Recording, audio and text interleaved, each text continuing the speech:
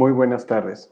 Agradezco a todos por invitarme a participar en este simposio, a este primer simposio virtual del Hospital General de Occidente a un año de la pandemia, y en especial al doctor Raúl Baptista Rosas por invitarme a participar con ustedes con este tema. Voy a empezar a presentar mi pantalla para empezar a platicar sobre algo que seguramente es interesante para todos y bueno, todos hemos sufrido en esta pandemia. Entonces seguramente pues conocer más acerca de este virus será cada vez más útil. Estamos a más de un año de haber conocido a este virus en esta pandemia y bueno, el tema que me encargó el doctor Baptista es hablar sobre la respuesta inmunológica hacia el SARS-CoV-2 en esta pandemia por COVID-19. Nuevamente, gracias por invitarme a este primer simposio virtual y los felicito por todas las conferencias que han tenido, dándonos toda la experiencia que han logrado en el Hospital General de Occidente de Soquipan para podernos ayudar a muchos pacientes que salgan adelante con esta terrible enfermedad. Hablar sobre la respuesta inmunológica hacia el SARS-CoV-2 en la pandemia por COVID-19 y qué hemos aprendido hasta la fecha, pues tiene muchos aspectos. Primero, bueno, yo soy médico, soy pediatra, alergólogo, inmunólogo clínico, soy profesor de inmunología en la Universidad Autónoma del Estado de Hidalgo y he participado en varias sociedades nacionales e internacionales de alergia y de inmunología. ¿Qué sabemos actualmente del SARS-CoV-2? De acuerdo a la página de la Universidad Johns Hopkins, que quizá es la que más frecuentemente visitamos para ver en qué estado se encuentra la pandemia, hoy por la mañana reportaba alrededor de 170 millones de personas que se han contagiado en el mundo con esta infección y desafortunadamente 3,5 millones de personas que han fallecido por esta infección. Y de acuerdo a esta página, el reporte oficial en nuestro país es de 2,5 millones aproximadamente ya de casos de personas que se han contagiado y desafortunadamente más de 200,000 personas que han fallecido por este virus. En cuanto a las vacunas, ya se reporta un buen número de vacunas en el mundo, ya casi llegamos a 2,000 millones de dosis administradas en todo el mundo, que bueno, para los 7,000 millones de habitantes que somos en este planeta, todavía nos queda un tramo largo por cubrir. Y en nuestro país, ya según este reporte, ya tenemos 30 millones de dosis administradas, todavía no esquemas completos, pero ya por lo menos 30 millones de dosis que se han administrado. Y para los 130 millones de mexicanos que somos, también todavía nos falta un tramo largo por cubrir. ¿Qué sabemos actualmente del virus? Sabemos que tiene proteínas en su estructura, en la espiga, en la envoltura, en la membrana y en la nucleocápside, que son muy importantes para que el virus pueda llevar este material genético, que es RNA de una sola cadena en sentido positivo, para poder fabricar más virus en otras células. Pero además sabemos que tiene proteínas no estructurales que le ayudan al virus a fabricar estos nuevos virus dentro de las células y otras proteínas que a veces llamamos accesorias o de marco de lectura que también pueden ayudar al virus a que se escape de la respuesta inmunológica. El virus, como muchos otros microorganismos patógenos, tiene que encontrar receptores en una célula para poder entrar a esa célula y hacer las funciones, en este caso para el virus, hacer nuevos virus. Cuando entra a las células, entonces su material genético y las proteínas que le ayudan para obligar a la célula a que fabrique nuevos virus, ya finalmente hace esta función. Sabemos que la proteína importante para que el virus entre a las células es la proteína S, y esta proteína S en el sitio de unión a su receptor, el RBD, y a su principal receptor, que es el AC2, es cada vez mejor conocido este sitio y sabemos que puede haber mutaciones que le permiten hacer más fácil la entrada a las células. Así el virus utiliza esta espiga, esta proteína S, sobre todo en su segmento S1, donde está este sitio de unión a su receptor, el AC2, pero también utiliza otra serie de enzimas y proteínas como esta proteasa TMPRSS2, que ayuda a romper el segmento S1 y a exponer el siguiente segmento de la proteína S. Entonces, primero se une la proteína S a su receptor principal, el AC2, y luego la proteasa lo rompe para que pueda exponer el péptido de fusión. Gracias a que expone ese segmento del péptido de fusión, es cuando se pueden acercar la envoltura del virus con la membrana de la célula y finalmente fusionarse. Nosotros queremos producir anticuerpos que puedan neutralizar esta unión entre la proteína S y los receptores en nuestras células y que esto sea ampliamente neutralizante. Si el virus logra entrar a las células, entonces empieza a obligar a las estructuras internas de la célula a fabricar más virus, hace que los ribosomas empiecen a fabricar nuevas proteínas virales y que estas proteínas virales se empiecen a ensamblar en los aparatos de Golgi de la célula y finalmente ya bien ensambladas y cada vez más fáciles para invadir a otras células se puedan liberar. Y en este proceso de entrada a una célula y liberación de nuevos virus puede ser tan rápido como 10 horas. Realmente pasa muy poco tiempo para que este virus ya esté liberando más virus hacia otras células. Podemos tener diferentes síntomas durante la infección. Los síntomas más comunes son generales para cualquier infección viral: fiebre, pérdida de apetito, fatiga, tos, expectoración, mialgias y artralgias, y otros que se han vuelto un poco más característicos de esta infección, como son la pérdida del olfato o las alteraciones en el gusto. Sin embargo, también puede haber, desafortunadamente, a veces enfermedad grave, con dificultad respiratoria, dolor torácico, alteraciones en la oxigenación y en especial coagulopatías, que vamos a platicar más adelante. Afortunadamente, no todas las personas desarrollan un cuadro grave, solamente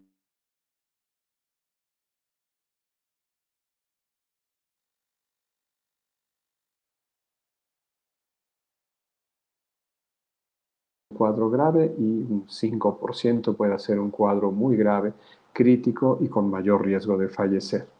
Y dentro de los factores que afectan la evolución, parece ser que uno de los más importantes ha sido, por ejemplo, la edad.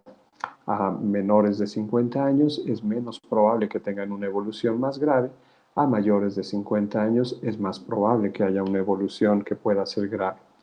Pero además de la edad hay otros factores que también influyen en esta evolución, como la predisposición genética, inclusive el sexo y algunos factores socioeconómicos, y otros como el estado inmunológico en el que se encuentre el paciente, y de esto dependerá también de su estado nutricional y de qué otras enfermedades tenga relacionadas que puedan afectar la buena o mala evolución que tenga con la infección. Entonces, durante la infección, nuestro sistema inmunológico debe responder hacia el virus y en esta forma de respuesta participan todas las ramas de nuestro sistema inmunológico: células de la inmunidad innata y células de la inmunidad adaptativa, células y anticuerpos y otras moléculas que puedan ayudarnos a detener a este virus. Si tenemos un sistema inmunológico sano, en una respuesta antiviral normal, por ejemplo, ante el contagio empezamos a activar la producción de citocinas proinflamatorias, como la interleucina 1 beta, como algunos interferones, alfa, beta y lambda.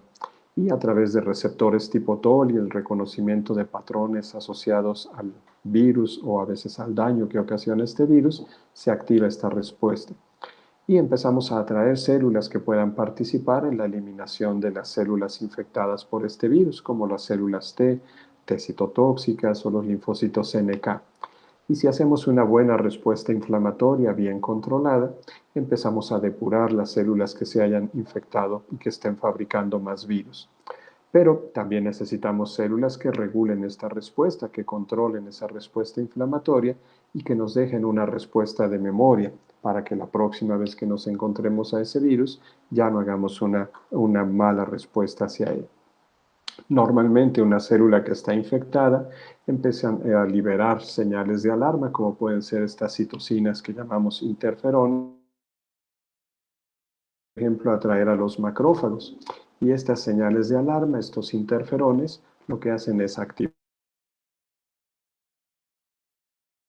infectadas por virus. Y esto puede ocurrir tan rápido como en los primeros 3 días de la infección. De forma más lenta, de 6 a 11 días después, nuestra respuesta adaptativa aprende a producir anticuerpos con los linfocitos B y a reconocer mejor a las células infectadas por estos virus a través de linfocitos T citotóxicos. Y con esto podemos tratar de detener mejor a esta infección.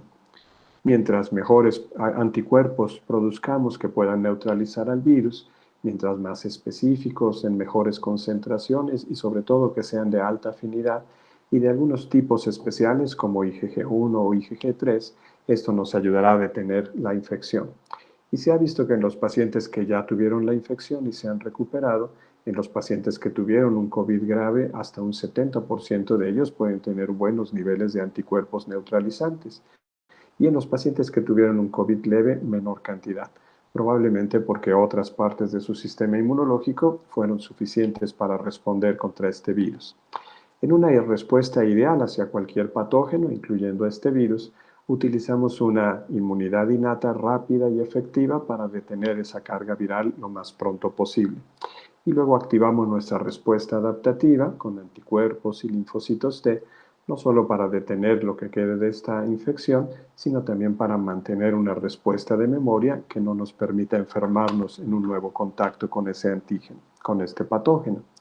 En la mayoría de los pacientes que se han infectado por este virus, desafortunadamente la respuesta innata no siempre es tan efectiva y no tan rápida, y eso hace que la carga viral aumente y dependamos de nuestra respuesta adaptativa, tanto celular, linfocitos T, como humoral, con anticuerpos, para tratar de detener la infección. Y con esto, a pesar de que estuvimos en una amenaza con esta carga viral tan progresiva, elevando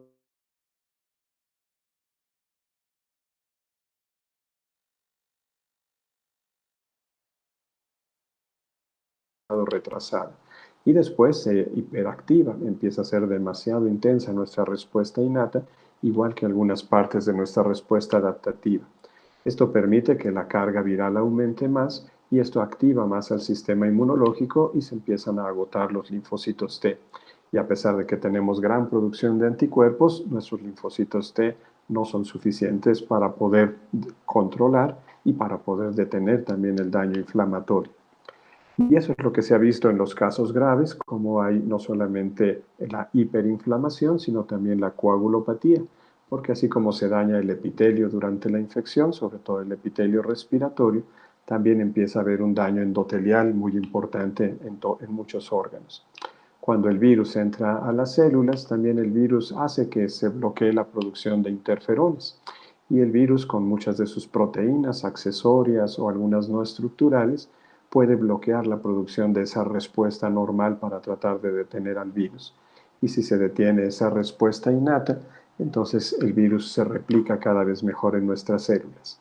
Sabemos que esa falla en la producción de interferones también puede ser no solamente ocasionada por el virus, sino también por algún error innato que tengamos, alguna inmunodeficiencia que tengamos en la producción de estos interferones o en la forma de reconocer a los interferones. Y hasta un 3% de los cuadros muy graves, de los cuadros críticos, se ha demostrado que hay una falla heredada en esta producción de interferones. También se ha visto que no solamente puede haber fallas heredadas, también pueden ser adquiridas en la producción de autoanticuerpos contra interferones o contra receptores del interferón. Y hasta un 10% de los pacientes en estado crítico se ha encontrado que pueden tener estos autoanticuerpos también bloqueando la vía de los interferones. Entonces el virus o la predisposición que tenemos para no responder bien hacia el virus es lo que hace que se active demasiado el inflamasoma, una macromolécula que en todas nuestras células está diseñada para producir o que se produzcan mejor las citocinas proinflamatorias, y esto favorece la muerte celular por inflamación, que llamamos piroptosis. Y cuando se muere esta célula durante la inflamación, libera muchos patrones de daño que activan a otras células produciendo cada vez más citocinas favorecedoras de la inflamación.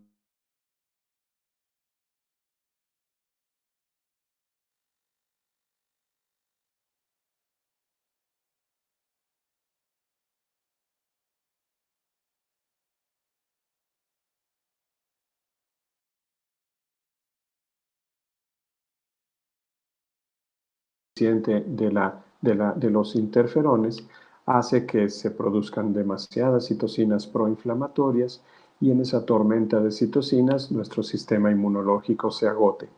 Y al agotarse este sistema inmunológico, sobre todo los linfocitos T, empiezan a tener un envejecimiento prematuro que acelera esa falla del sistema inmunológico. Cuando está funcionando mal nuestro sistema inmunológico, tiene estas dos formas de funcionar mal. Primero, una forma no efectiva, retrasada en esa producción de interferones tipo 1 y tipo 3, y después una producción excesiva de células y moléculas que favorecen la inflamación. Y si no podemos controlar adecuadamente ese daño endotelial, ese daño alveolar, podemos tener efectos en muchos órganos durante esa coagulopatía y esa tormenta de citocinas. Y mucho más si tenemos ya alguna enfermedad crónica que nos predispone para tener inflamación o algún problema que suprime más nuestro sistema inmunológico, como puede ser otra infección o algún medicamento. Y ahí va a depender de qué tanto controlemos esta respuesta inflamatoria si logramos salir bien de este estado crítico. Así sabemos que la infección pasa por varias etapas. La primera etapa, donde se encuentra solo en vías aéreas superiores y el virus está cada vez replicándose más, luchando con la inmunidad innata de nuestro sistema inmunológico. La etapa 2, donde ya avanza hacia tejidos ya de vías aéreas inferiores, primero sin afectar la oxigenación y después ya afectando la oxigenación, y donde el virus puede ser que ya no se esté dividiendo tanto, sino más bien es la respuesta inflamatoria, que si no la detenemos bien y avanzamos a la tercera etapa de la hiperinflamación e hipercoagulopatía, ya no solamente el daño se ve en la vía respiratoria, sino en muchos otros niveles. Entonces, la vía respiratoria es la que podemos reconocer más frecuentemente en los pacientes durante la infección, pero la coagulopatía, que se da también durante esta hiperactividad de la inflamación, esto favorece que haya también daño no solamente en el pulmón, sino en muchos otros órganos donde pueden estar estos problemas de coagulación, fuga vascular y cada vez más inflamación. Hay algunos factores de riesgo que se asocian más a la infección, como son la obesidad, y seguramente por el estado hiperinflamatorio en el que está el paciente durante la obesidad, y también la diabetes mellitus, que va también muchas veces de la mano de la obesidad, y donde la resistencia a la insulina favorece una disfunción del endotelio y mayor riesgo de trombosis. Los adultos se afectan más que los niños, y afortunadamente los niños tienen menos receptores para el virus de otras vacunas para responder hacia estos virus, y pueden disminuir más la respuesta exagerada inflamatoria hacia este virus en especial. También lo sabemos ahora que las mujeres tienen mayor facilidad de detener al virus porque tienen menor expresión de receptores para el virus, a diferencia de los hombres, que tenemos mayor expresión de los receptores que utiliza el virus. Y también en su respuesta inmunológica, un receptor que reconoce algunos patrones moleculares del virus está mejor expresado en el sexo femenino, y esto puede detener mejor esta respuesta exagerada hacia el virus. Sin embargo, tanto en hombres como en mujeres, tanto en niños como en adultos, puede haber también enfermedades inmunológicas relacionadas a esta enfermedad por COVID-19.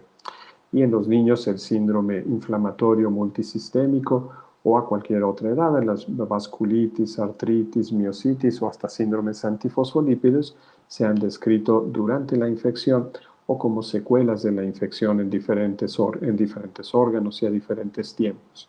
Y ahora vamos reconociendo cómo puede haber secuelas después de la infección o inclusive cuadros prolongados de este COVID-19 que sigan afectando algunos órganos en forma constante. ¿Qué tanto dura la respuesta después de que tenemos el COVID? Bueno, buscando la persistencia de los anticuerpos, pero sobre todo de las células de memoria, tanto linfocitos T como linfocitos B, sabemos que por lo menos después de la infección, y aunque sean cuadros leves, la evidencia actual nos dice que de 3 a 8 meses podemos tener esta producción de anticuerpos y de células que pueden estarse activando cada vez que volvemos a encontrar al virus. Sin embargo, no podemos depender solamente de esta inmunidad natural para poder detener al virus. En la prevención es importante seguir con las medidas de higiene, pero sobre todo el uso de vacunas que ayuden a activar mejor nuestro sistema inmunológico, inclusive antes de que conozcan a este virus, y hacer mejores formas de diagnóstico más tempranos y tratamientos más adecuados y oportunos para detener el daño que puede ocasionar este virus en nuestro organismo. La mejor forma para activar bien a nuestro sistema inmunológico ante un patógeno son las vacunas, y estas vacunas lo que hacen es presentar fragmentos de este microorganismo hacia nuestro sistema inmunológico para que se active una respuesta adaptativa celular a través de linfocitos T, T cooperadores, T citotóxicos, y también una respuesta adaptativa humoral con linfocitos B y que produzcan anticuerpos que puedan ser neutralizantes. Y sobre todo que queden células de memoria, tanto de linfocitos T como de linfocitos B, para que las siguientes veces que nos encontremos a este microorganismo ya completo, respondamos en una forma más eficiente. Y mientras más personas estén vacunados, a eso le llamamos una inmunidad colectiva, mejor será la defensa contra este virus.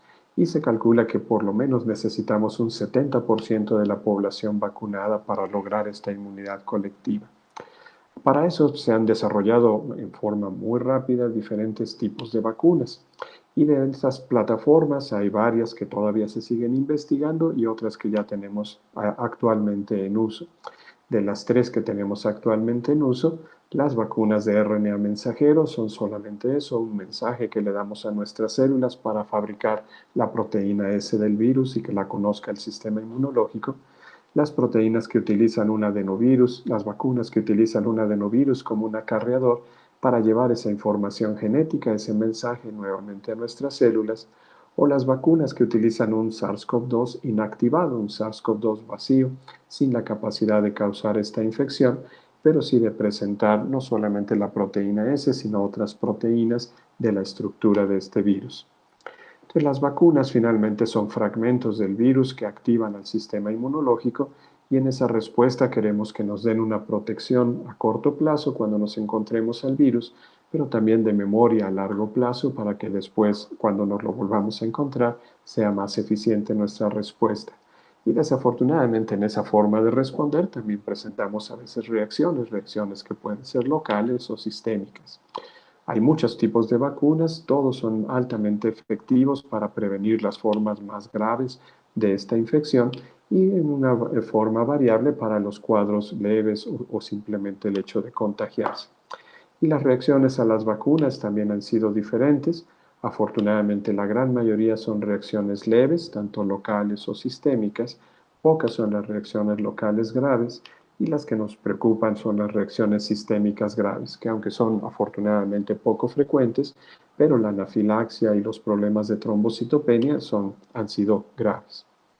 En el caso de la anafilaxia, todavía no sabemos exactamente cuáles son los responsables. Hasta ahora el más probable ha sido el polietilenglicol, pero probablemente polisorbatos o el mismo RNA mensajero o la formación de nuevos antígenos o algunos otros estabilizadores en las vacunas probablemente sean responsables. De este polietilenglicol, el de alto peso molecular, también se sigue investigando cuáles pueden ser los mecanismos que pudieran causar la anafilaxia, no solamente a través de IgE, sino también a través de complemento o la activación directa de células cebadas y otras células inmunológicas. Y tenemos que seguir investigando todos los probables mecanismos. Sabemos que las células cebadas son las principales para hacer estas respuestas anafilácticas y tanto polietilenglicol como polisorbatos por diferentes mecanismos pueden activar a estas células cebadas y facilitar la reacción anafiláctica.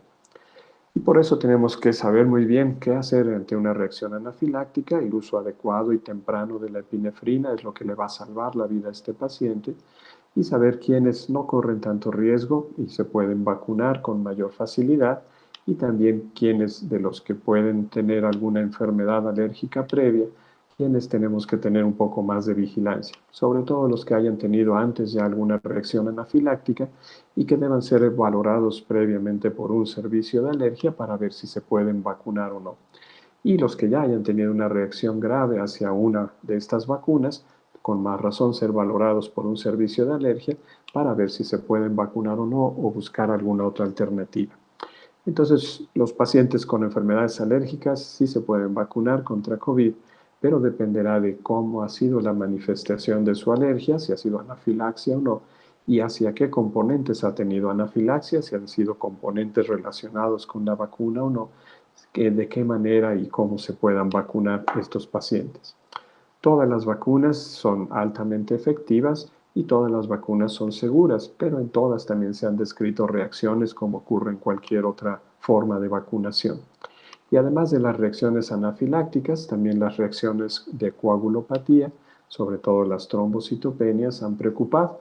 Pero se ha visto que en los pacientes que han presentado estas trombocitopenias inmunes, probablemente ya tenían alguna condición preexistente que favorecía esa trombocitopenia y probablemente las vacunas, sobre todo de RNA mensajero, activaron ese estado previo de trombocitopenia. Y hasta ahora los tratamientos, cuando se reconocen a tiempo con esteroides a dosis altas y gamma globulina intravenosa, y cuando no hay buena respuesta, agregar vincristina y romiflostin han sido altamente efectivos para controlarlos. Y otro problema ha sido la trombocitopenia inmune asociada a trombosis, donde se ha visto más relacionado con vacunas con vectores de adenovirus, aunque no sabemos todavía muy bien el mecanismo. Aquí son también otro tipo de reacciones con autoanticuerpos contra el factor plaquetario 4, lo que favorece esta trombosis, pero al mismo tiempo una destrucción de plaquetas. Y en esta trombocitopenia con trombosis, también la gamma globulina intravenosa ha sido muy útil, junto con el uso de apixaban o algún otro inhibidor de la coagulación y los esteroides, y definitivamente evitar heparina y evitar plaquetas, porque esto puede exacerbar todavía más el problema. A pesar de estas reacciones, sabemos que las reacciones que se presentan con las vacunas, la gran mayoría no son las sistémicas o graves, sino locales y leves. Y cuando ponemos en la balanza los factores de riesgo, el riesgo que corremos de tener un cuadro grave por la enfermedad, pues el balance es mucho mejor a favor de la vacuna. Pero necesitamos que la vacunación sea efectiva, sea segura y que sea gratuita e universal. Y universal, que se pueda distribuir a todo el mundo lo más rápidamente posible. Porque si no se distribuye rápidamente y si algunos países sí vacunan a toda su población y otros no, estas diferencias en la vacunación favorece la aparición inclusive de variantes del virus que puedan hacer menos efectivas las vacunas. Y esto también cada vez nos preocupa más, cómo se van dando mutaciones en este virus, como cualquier otro virus, van favoreciendo la aparición de variantes y que tal vez algún día pudieran inclusive cambiar otra vez el tipo de virus. En las mutaciones y variantes, las mutaciones que más han preocupado, algunas como este D614G, afectan más la transmisibilidad del virus. La otra, como la E484K, facilitan más el escape del sistema inmunológico. Y otras, como la N501Y, se ha demostrado que tienen mayor infectividad. Pueden hacerlo no solamente más transmisible, sino más patogénico, más agresivo. Y tomando en cuenta estas mutaciones, se han descrito diferentes variantes que a veces se les ha puesto el nombre del país a donde se han encontrado por primera vez estas variantes, británica, sudafricana, brasileña o más recientemente la variante de la India. Y algunas han sido de más preocupación que otras dependiendo de las características de cada una de estas. Y muy recientemente la OMS ha propuesto de que se cambie la nomenclatura de estas variantes, primero porque las letras y números que llevan a conocer exactamente esa variante no son fáciles de aprender, pero atribuir esa variante a un país es una forma también agresiva de menospreciar o discriminar a personas de algunos países. Entonces han propuesto que sea más bien con letras griegas, alfa, beta, gamma y delta, las 4 variantes que actualmente nos preocupan más, otras variantes, zeta, eta, teta, iota y kappa, que están en estudio y que se siguen estudiando qué tan agresivas realmente pueden ser. Y por ejemplo, de las 4 variantes más preocupantes, alfa, beta, gamma y delta, o delta y gamma, hay algunas que tienden a ser mucho más contagiosas, como la variante delta, y otras que tienden a ser mucho más efectivas para escaparse del sistema inmunológico, como la variante beta. Pero esto lo sigue estudiando la OMS para tratar de, con esto, diseñar mejor las vacunas.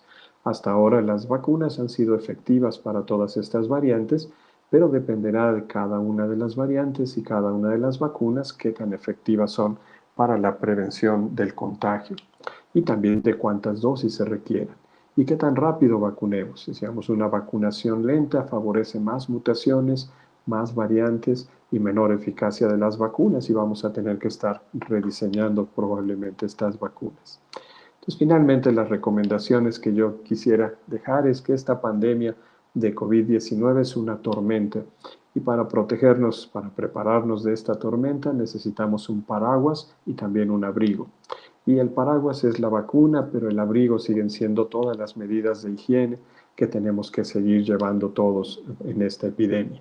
La epidemia en esta tormenta puede estar con lluvia intensa cuando los casos nuevos y fallecimientos siguen incrementándose, o con lluvia escasa cuando los casos y fallecimientos van disminuyendo. Pero hasta que no deje de haber lluvia, cuando ya no haya casos nuevos, cuando ya no haya fallecimientos, es cuando probablemente podamos dejar ya las medidas de distanciamiento social y el uso de mascarillas. Mientras haya lluvia, es mejor estar bien preparados, no solamente con la vacuna, sino también con el abrigo, con las medidas de protección de higiene para estar lo mejor preparados posibles. Y si ya nos pusieron la vacuna, lo que tenemos que hacer ahora es recordar que la protección se alcanza 3 semanas después de la aplicación de la vacuna. Desafortunadamente se han visto casos de personas que se han infectado a pesar de la vacuna, en parte porque se han relajado mucho las medidas de prevención y en parte también porque, bueno, no es 100% efectiva en todas las vacunas y depende del estado inmunológico en el que se encuentra cada persona. Sin embargo, hay que seguirnos protegiendo y no confiarnos en que ya una dosis inmediatamente nos dé una protección. Y seguir todas las medidas de prevención usando cubrebocas, higiene de manos, sana distancia y sobre todo una buena ventilación hasta que por lo menos todos los que conviven a nuestro alrededor seamos resistentes al virus. Y cuando se logre esto, entonces sí tendremos ya mejor relajación en estas medidas. Mientras tendremos que aprender a vivir con el virus, porque estas variantes pueden favorecer más los contagios, los casos graves y disminuir el efecto de las vacunas. Pero para eso tenemos que acelerar la vacunación, mejorar la eficacia de las vacunas y los esquemas que nos permitan hacer con mayor flexibilidad la dosificación y la aplicación de las vacunas. Y no olvidar las medidas de prevención, no solamente el cubrebocas, la higiene, la distancia y la ventilación, sino también el diagnóstico y el tratamiento oportuno. Y también controlar las comorbilidades que le han ayudado a este virus a hacer cuadros más graves, desafortunadamente, para que tengamos menos población susceptible. Finalmente, ya solo quiero terminar con esta frase de un libro de Alvin Toffler que dice que los analfabetas del siglo XXI no somos los que no sepamos leer o escribir, sino aquellos que no sepamos aprender, desaprender y volver a aprender. Y este virus nos ha hecho esto, esta pandemia y estas vacunas, aprender cosas diferentes de que no sabíamos en general sobre el sistema inmunológico hacia el virus y en especial sobre estas vacunas. Nuevamente yo les agradezco su invitación para participar con ustedes en este primer simposio virtual del Hospital General de Occidente Soquipan. Gracias al doctor Baptista por haberme invitado a estar con ustedes y felicidades a todos por el éxito de este congreso. Muchas gracias.